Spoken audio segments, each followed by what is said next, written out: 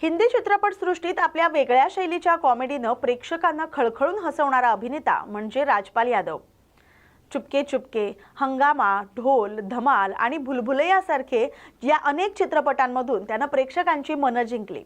जवळपास 2 दशकाहून अधिक काळ तो बॉलिवूडमध्ये सक्रिय आहे। मात्र त्याच्या कारकिर्दीत एक असा टप्पा आला ज्यामुळे त्याला आता मोठ्या आर्थिक आणि कायदेशीर अडचणींना सामोरं जावं लागलंय।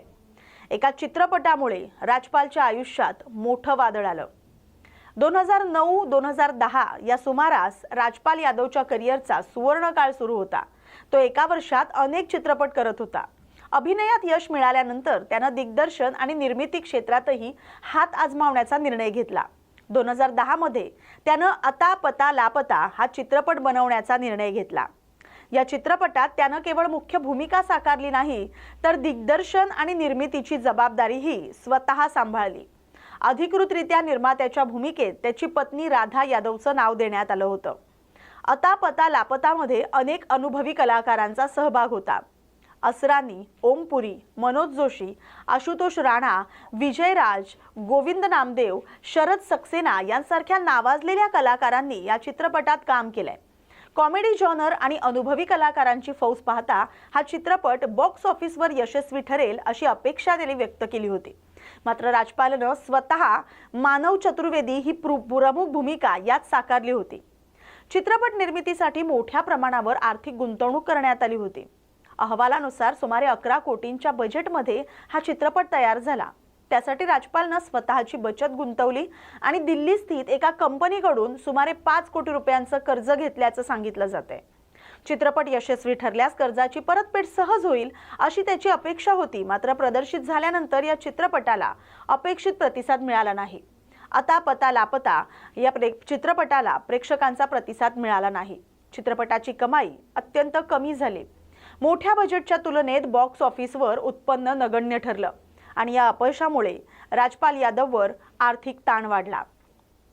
कर्जाची परतफेड न झाल्यानं संबंधित कंपनीनं कायदेशीर कारवाईचा मार्ग अवलंबला। चेक बाउन्स प्रकरणात विविध तक्रारी दाखल झाल्याची माहिती समोर आली। या प्रकरणामुळे राजपालला न्यायालयीन प्रक्रियेचा सामना करावा लागला। ही परिस्थिती त्याच्या वैयक्तिक आणि व्यावसायिक आयुष्यासाठी कठीण ठरली। मात्र त्यानंतर त्यानं पुन्हा अभिनयाकडे लक्ष केंद्रित करत हळूहळू चित्रपटसृष्टीत सक्रियता वाढवली। आर्थिक संकट आणि कायदेशीर प्रक्रियेनंतरही राजपाल यादवनं हार मानली नाही। त्यानं वेब सिरीज, चित्रपट आणि इतर प्रकल्पांमधून पुन्हा आपली उपस्थिती दाखवण्यास सुरुवात केली। कॉमेडीच्या माध्यमातून प्रेक्षकांना आनंद देणारा हा अभिनेता आजही आपल्या मेहनतीच्या जोरावर उभा राहण्याचा प्रयत्न करत होता। पण आता पुन्हा एकदा हे प्रकरण पोलिसांपर्यंत पोहोचलं आहे। व्याज, दंड आणि विलंब शुल्काच्या वाढत्या ओझ्यामुळे थकबाकीची रक्कम तब्बल 9 कोटी रुपयांपर्यंत पोहोचली आणि कर्जाची परतफेड करण्यासाठी राजपाल यादव याने कर्जदात्याला अनेक धनादेश म्हणजे चेक दिले होते। मात्र हे सर्व चेक बाउन्स झाले। त्यानंतर निगोशिएबल इन्स्ट्रुमेंट्स कायद्यानुसार त्याच्या विरोधात फौजदारी कारवाई करण्यात आली। दरम्यान 2 फेब्रुवारी 2026 रोजी दिल्ली उच्च न्यायालयानं राजपाल यादव याला 4 फेब्रुवारी रोजी दुपारी 4 वाजेपर्यंत संबंधित तुरुंग अधिकाऱ्यांसमोर आत्मसमर्पण करण्याचे आदेश दिले होते आणि न्यायालयाच्या निर्देशानुसार अखेर 5 फेब्रुवारी रोजी राजपाल यादव अधिकाऱ्यांसमोर हजर होत त्यानं आत्मसमर्पण केलंय। आता पुढे त्याच्या अडचणी कशा वाढतायत याकडेच आता सगळ्या चित्रपटसृष्टींचं आणि प्रेक्षकांचं लक्ष आहे।